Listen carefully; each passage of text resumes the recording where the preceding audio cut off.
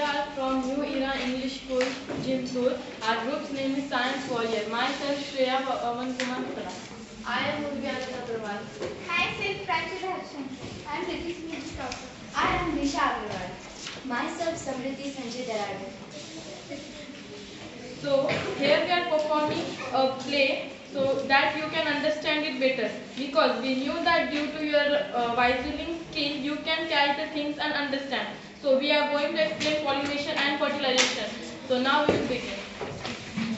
Before we begin with our play, I would like to share with you all that we are going to perform a school picnic which goes to a nursery to explain children about plants, in which Disha and Samriti are teachers and we all are students here.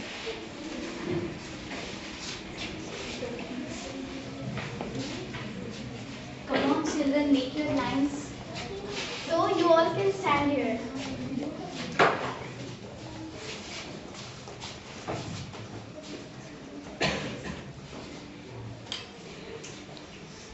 What is the flower called? What is this flower called? This flower is hibiscus flower. Okay.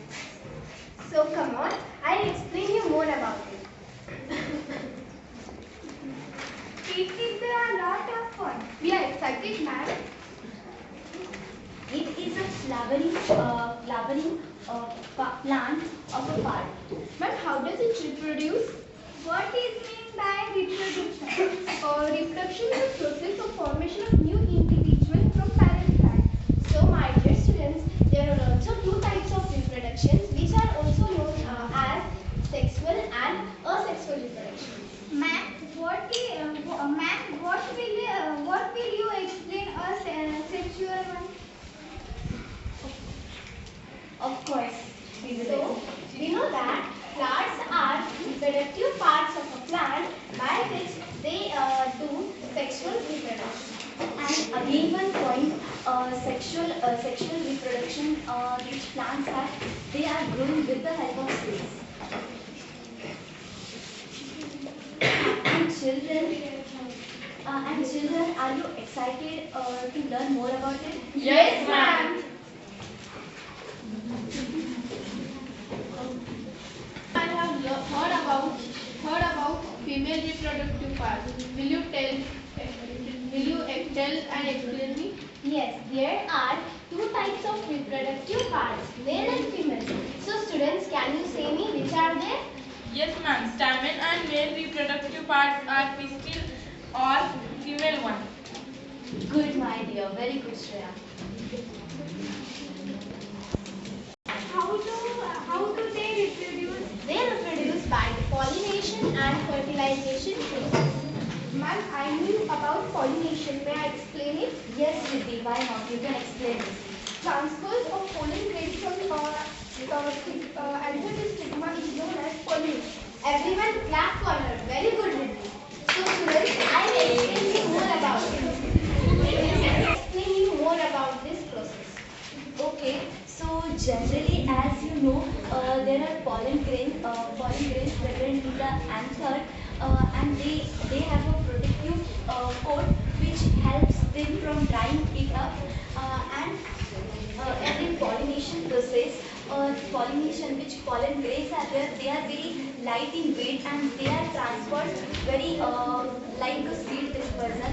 They are transferred from one place to another place by the wind and water even. So like here is anther, stigma, and pollination, as like Riddhi told that pollination is the transfer of pollen grains from anther to the stigma of the flower is called as pollination. And there are two types of pollination: self-pollination and cross-pollination. So first of all, I'll explain you what is self-pollination. So in self-pollination, the transfer of pollen grains are from anther to stigma. Pollen grains are transferred from flower and different from same flower or different flower. It is called as self-pollination. And in cross-pollination, the pollen grains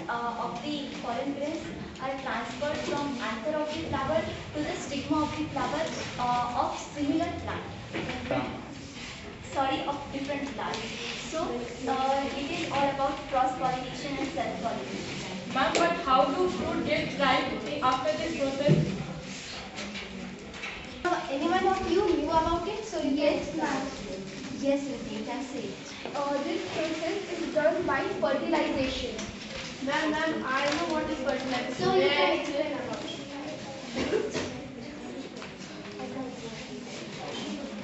The pollination process is much important. It plays much important role in the process of fertilization. When a pollen grain goes transfers from anther to stigma, the the after some days the pollen tube is passed through it to ovary, and the male gamete which is present in pollen grain will pass through pollen tube and reach to ovary where female gamete is present. When they both fuses, here you can see in the diagram that they both are fusing and the structure is formed. It is called as zygote. The zygote will develop after some days in embryo.